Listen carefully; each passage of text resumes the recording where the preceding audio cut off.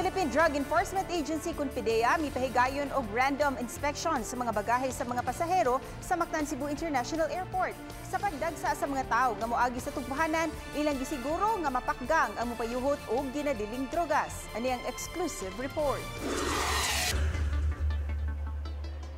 Mismo si PDEA Regional Director Warly Hitalia ang nangulo sa mga tao sa ilang on-the-spot operation sa Mactan Cebu International Airport. Una lang giadto ang Terminal 1 o Domestic Terminal.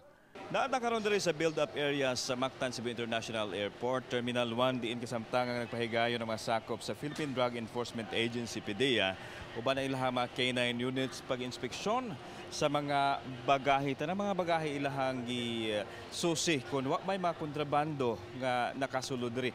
Tinguha nila nga mapugngan o ma-intercept ang bisan unsa nga kontrabando, ilabi na ang illegal drugs nga posibleng ipalusot dinhi sa Kabisayan, ilabi na sa Sugbo. Duha ka mga K9 ang ilang giuban aron mosimhot sa mga bagahe, pagsiguro nga wa kini mga kontrabando. Dugang ni Hitalia nga bisan og wa sila'y nadawat nga intel report apan ila lang gipaniguro nga walay makalusot nga shipment sa Cebu. Kini nunot usab sa pagdagsa sa mga tao atol sa kalag-kalag. Una na nilang gipaubos sa inspeksyon ang mga pantalan, samtang gihangop sa tagdumala sa MCIA ang inspeksyon nga gipahigayon sa PDEA.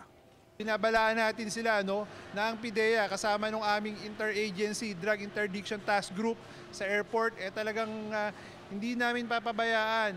Bawat pumapasok na bagahe, cargos, babantayan ng ating K9 dogs. Kaya mag-ingat sila dahil talagang mahuhuli sila.